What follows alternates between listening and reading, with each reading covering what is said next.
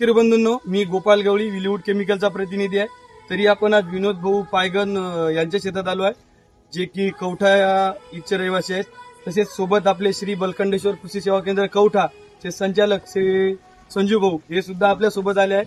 हा जो प्लॉट बघतोय हा पूर्ण संजू भाऊच्या मार्गदर्शनाखाली आहे. इथे आपल्या विलीवूड केमिकलचे भरपूर प्रोडक्ट वापरले आहेत, जसे की ब्रँड GR आणि डायमोक्सा आता स्प्रे मध्ये घेतलेला आहे.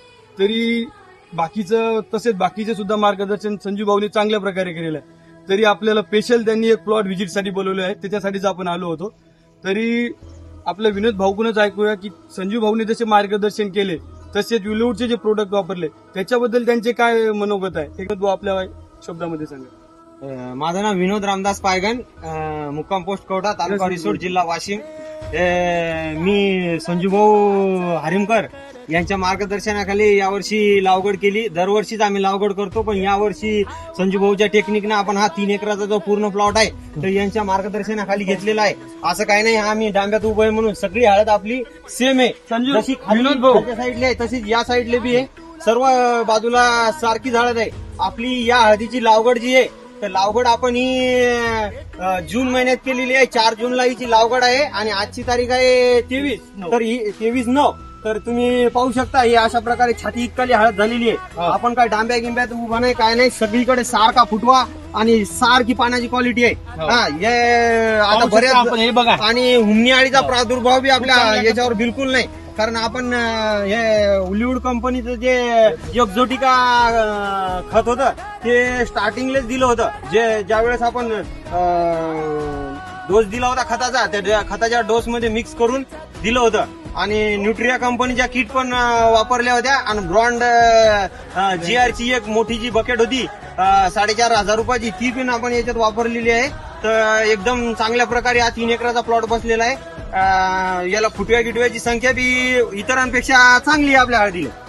तसेच आपल्या संजू भाऊचं सुद्धा आपण मनोगत ऐकूया की त्यांचं काय म्हणणं आहे या प्लॉटच्या याच्यात. समजा त्यांचं मार्गदर्शन तर यांनी खूपच चांगल्या पद्धतीने केलं आहे.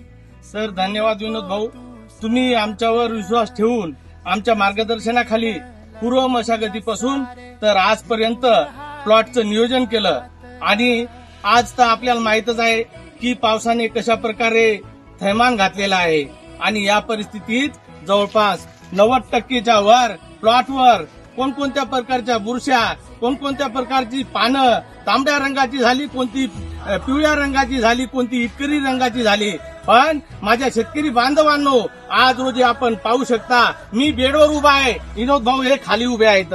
तर बघू शकता की पानाची साईज, पानाची जाडी, पानाचा रंग हा किती छान आहे.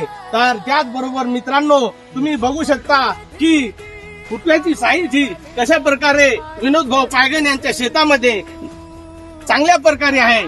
तर इतक्या प्रतिकूल परिस्थितीत सुद्धा इतक्या चांगल्या प्रकारे नुसतं आम्ही इथं उभे आहे म्हणूनच नाही, तर इकडं समोर जाल तसा प्लॉट हा पाहू शकता आपण. 3 एकराचा प्लॉट हा 4ही कोपरे सारखा आहे. म्हणून मी माझ्या सर्व शेतकरी बांधवांना आज रोजी हेच सांगू शकेल की ज्या प्रकारे विनोद भाऊ पायगन यांनी श्री बलखंडेश्वर कृषी सेवा केंद्राचे प्रोप्रायटर म्हणजे मी संजय बबनराव हरिमकर माझ्यावर भरोसा ठेवून, विश्वास ठेवून माझ्या मार्गदर्शनाखाली पूर्व मशागतीपासून तर आज 9व्या महिन्याच्या 23 तारखेपर्यंत माझ्यावर विश्वास ठेवून प्लॉटचे नियोजन केले व त्या नियोजनाचे तुम्ही तुमच्या डोळ्याने रिझल्ट बघू शकता. त्याबद्दल मी विनोद भाऊ पायगन यांचे मनापासून खूप खूप धन्यवाद मानतो. व नक्कीच आपण सुद्धा सर्व शेतकरी बांधव हे सुज्ञ आहात आणि आपण नक्कीच श्री बलखंडेश्वर कृषी सेवा केंद्र कवठा याला एक वेळ अवश्य भेट द्या.